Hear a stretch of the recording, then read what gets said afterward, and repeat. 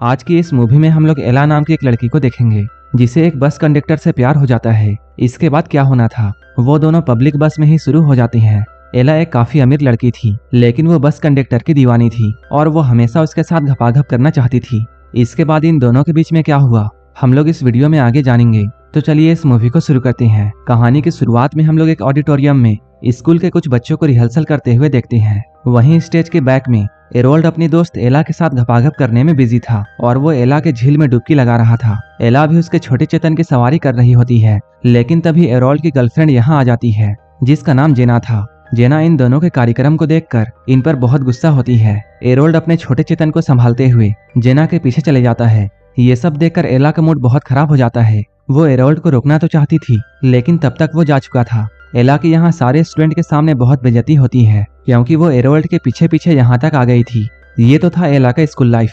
अब एला काफी आगे बढ़ चुकी है। वो अब एक सक्सेसफुल वेडिंग प्लानर है। साथ ही साथ वो अपनी बहन के साथ एक रेस्टोरेंट भी रन करती है। एला अब काफी सक्सेसफुल थी, लेकिन अभी भी उसके लाइफ में प्यार की कमी थी। इसके बाद एला रॉबर्ट नाम के एक वर्कर को सेड्यूस करके रात में उसके साथ गेम खेलती है, लेकिन ऐसा करके एला को मजा नहीं आता है क्योंकि रॉबर्ट अपने हिसाब से वो सब कर रहा था। जब इनका कार्यक्रम खत्म होता है तब एला दुखी मन से ये सारी बातें अपनी बहन को बताती है। तब उसकी बहन, जिसका नाम मीसा है, वो उसे अपने टाइप के लड़के सिलेक्ट करने के लिए कहती है। एला को जब संतुष्टि नहीं मिलती है तब वो कुछ खिलौनों का इस्तेमाल करती है, जिसकी वजह से उसकी नींद काफी देर से खुलती है और अब ऑफिस जाने में उसे काफी देर हो चुका है और उसे अभी कोई कैब भी नहीं मिल रही थी। इसके बाद मजबूरी में उसे बस में चढ़ना पड़ा। इस बस में काफी भीड़ होती है, लेकिन एला जब यहाँ चढ़ती है तब वो बस के कंडक्टर रोको से मिलती है। रोको को देखकर एला उसके तरफ अट्रैक्ट होने लगती है। जब रोको उसे टिकट देने के लिए उसके पास आता है तब बस में इतनी भीड़ थी कि वो भीड़ इन दोनों को धक्का देकर बहुत पास कर देती है। अब एला रोको को स्मेल कर सकती थी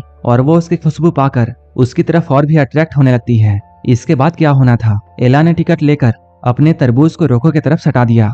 अब रोको भी उसके तरबूज को महसूस कर सकता था। रोको को एला का ये अंदाज बहुत पसंद आता है। इन दोनों के बीच में वो सब हो ही रहा होता है, लेकिन तभी एला का स्टॉप आ जाता है। एला जब अपने घर वापस आती है, घर वापस आने के बाद भी उसे रोको के साथ वो सब की हुई फीलिंग्स याद आ रही थी, इसलिए वो रोको को याद करके अपने झील का पानी निकालती है। अगली सुबह मीसा एला को बहुत खुश देखती है और वो उसकी खुशी का राज उससे पूछती है। तब एला कहती है उसे कल पहली बार इतना अच्छा लगा था।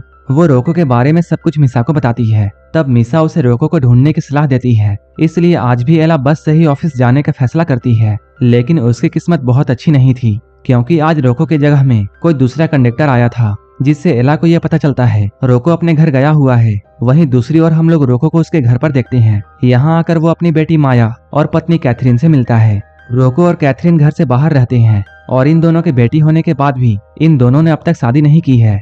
रोको अपनी बेटी से बहुत प्यार करता था, लेकिन कैथरीन उसे उतना भाव नहीं देती थी क्योंकि वो अच्छे पैसे नहीं कमाता था। यहीं पर हम लोग सैम के बारे में जानते हैं, जो कि रोको का कजन है और वो कैथरीन की हेल्प हमेशा किया करता था। रात में जब कैथरीन सो रही थी तब रोको उसके पास आने की कोशिश करता है, लेकिन कैथरीन उसे भाव नहीं देती है।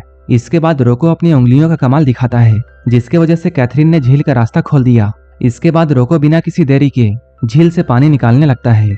इधर एला लगातार बस से सफर कर रही थी, ये सोचकर कि एक दिन उसकी मुलाकात फिर से रोको से हो जाएगी। सफर करते हुए उसे एक दिन रोको मिल जाता है। जैसे ही एला को मौका मिलता है वो रोको के चाकू को अपने तरबूजों के बीच में रखती है और उसे टेस्ट करने लगती है। अब धीरे धीरे उसका भी मूड बन चुका था। इसके बाद वो अपनी उंगलियों को एला के झील में डालकर अपना काम शुरू कर देता है। अपने इस सफर को खत्म करने के बाद जब रोको बस स्टैंड में आता है तब वो अपने मालिक से कुछ पैसे एडवांस में मांगता है, लेकिन उसका बॉस उसे पैसे देने से मना कर देता है। घर आने के बाद रोको और कैथरीन की लड़ाई होती है। इसके बाद रोको अपने काम के लिए शहर आता है। जब सारे बस ड्राइवर एक जगह जमा होकर पत्ते खेल रहे थे तभी एला रोको से मिलने के लिए यहाँ आती है। वो इस वक्त बहुत ही सुंदर रेड ड्रेस पहनी हुई थी। वो रोको को अपने पास बुलाती है। इसके बाद रोको उसे लेकर दो बसों के बीच में जाता है। ये दोनों यहाँ पर बातें करते हैं, लेकिन जब इन दोनों से कंट्रोल नहीं होता है तब ये लोग यहीं पर शुरू हो जाते हैं।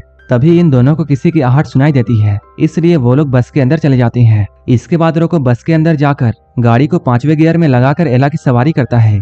वो एला को यहाँ पर कई बार मंजिल तक पहुँचाता है। सुबह में ब्रेकफास्ट बनाते हुए एला अपनी सारी स्टोरी मीसा को बताती है। एला को बहुत खुश देखकर मीसा उसे रोको के साथ रिलेशनशिप में आने के लिए कहती है। एला भी अब यही चाहती थी, इसलिए वो रोको के साथ एक रेस्टोरेंट में मिलने के लिए जाती है। यहाँ रोको एला को सब कुछ सच बताता है। वो कहता है वो अपनी गर्लफ्रेंड के साथ लिव इन में रहता है और उन दोनों की एक 8 साल की बेटी भी है।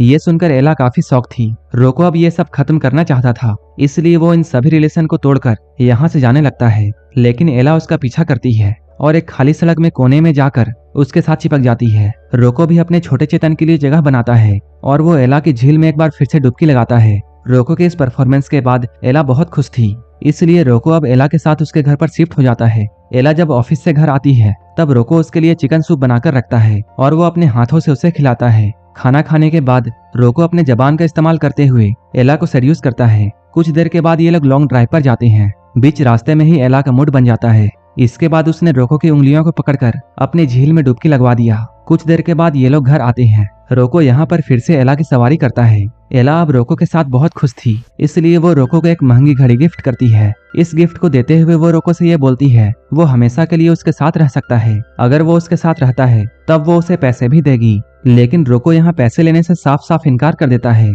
रोको की ये बात एला को बहुत पसंद आती है। अगली बार जब एला मिसा से मिलती है तब फिर से मिसा एला को ज्ञान देती है। वो कहती है तुम्हें धीरे धीरे रोको के दिल में जगह बनानी चाहिए। एला रात में रोको के वर्कशॉप में जाती है जहाँ रोको अकेला ही काम कर रहा था। यहाँ वो रोको को ये बताती है उसे आज तक लाइफ में कभी भी एक अच्छा पार्टनर नहीं मिला है। सारे लोग उसे छोड़कर चले गए जबकि उसने अपना सब कुछ उन्हें दिया था। ये सारी बातें सच थी, इसलिए एला ये सब कहते हुए थोड़ी इमोशनल हो जाती है। रोको उसे कंफर्ट करने के लिए उसके करीब जाता है। इसके बाद रोको अपना हंटर निकालकर फिर से कमाल करता है। हर बार की तरह इस बार भी एला बहुत खुश होती है। यहीं पर एला रोको के साथ दूसरे शहर घूमने का प्लान करती है। साथ ही साथ वो उसे अपने घर की कीज भी देती है। अगले दिन रोको कैथरीन से मिलने के लिए उसके घर पर जाता है। यहाँ आते ही उसकी लड़ाई फिर से कैथरीन से होती है, क्योंकि रोको माया के स्कूल के पैसे जुगाड़ नहीं कर पाया था, इसलिए कैथरीन ने वो पैसे सैम से लिए थे।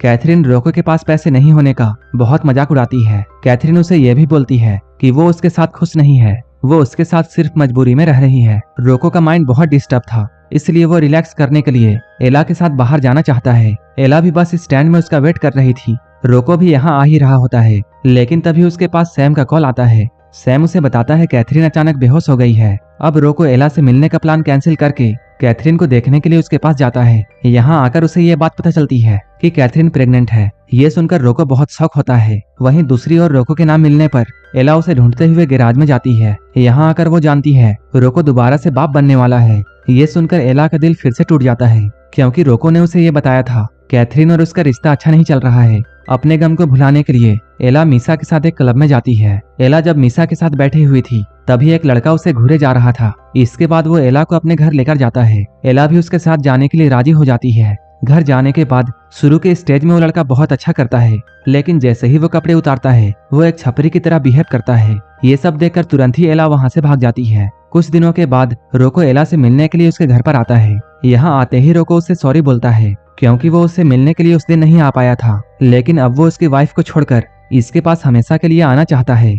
लेकिन इधर एला को उसके कैरेक्टर पर शक हो रहा था, क्योंकि उसका बेबी होने वाला है और वो ऐसे वक्त में अपनी गर्लफ्रेंड को छोड़कर उसके पास आया है।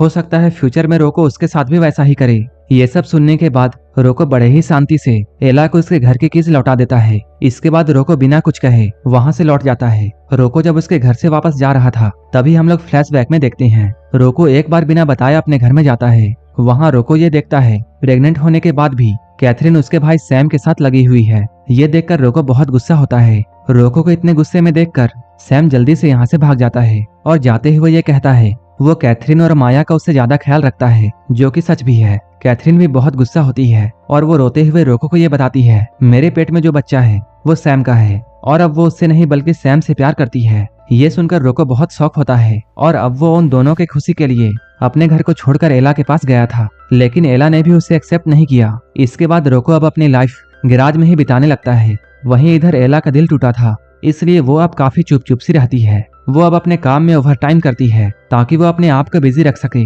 और उससे रोको की याद ना आए।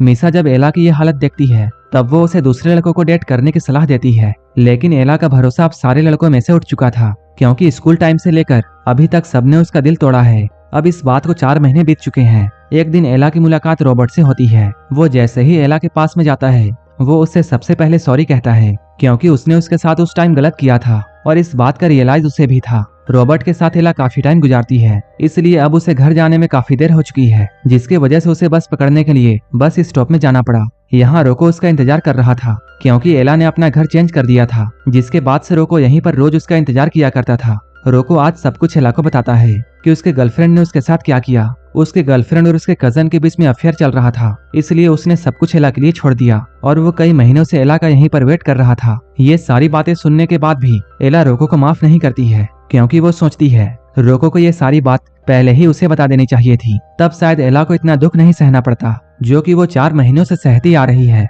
जिसके बाद वो उसे गुड बाय बोलकर यहाँ से जाने लगती है, लेकिन तभी एक बस यहाँ से गुजरती है, जिसके बाद ये लोग दौड़कर एक दूसरे के पास आते हैं और ये दोनों फिर से एक हो जाते हैं। इन दोनों के मिलन के साथ ही ये मूवी यहीं पर खत्म हो जाती है। इस मूवी के लिए आप हमारे टेलीग्राम चैनल को ज्वाइन कर सकते हैं, जिसका लिंक डिस्क्रिप्शन में दिया हुआ है। और अगर ये मूवी अच्छी लगी हो तब एक लाइक जरूर कर देना और ऐसे ही वीडियोस के लिए मेरे चैनल को जरूर सब्सक्राइब कर लेना। तो मिलते हैं हमारे नेक्स्ट वीडियो में।